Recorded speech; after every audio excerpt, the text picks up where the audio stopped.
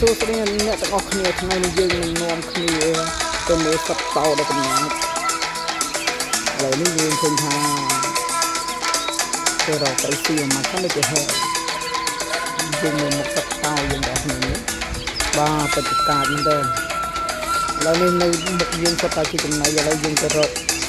ទីផ្លូវមន់នេះចឹងបាទតើយើងទៅដំណើរទៅរកអ្វីស៊ីទៀតសិនយើងឃើញសត្វនៅមុខយើងមានសត្វច្រើនមែនតើសត្វមួយធំហើយយើងអាចbayណាវាបានឥឡូវយើងទៅរកស៊ីសត្វទីនេះទៅមក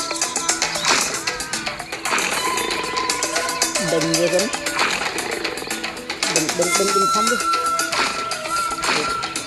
បានសត្វពពែសត្វជឿននេះឡើងទៅរកសត្វអីទៅ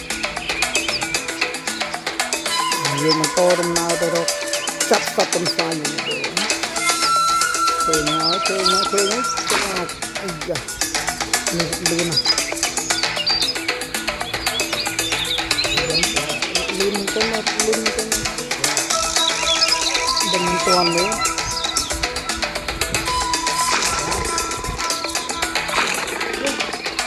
បាក់ដឹងចាប់មិនទៅមកវាលឿនពេកបានមួយហើយ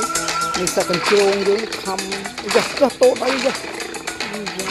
ចាំតោដៃយើងសមត្ថកិច្ចទេ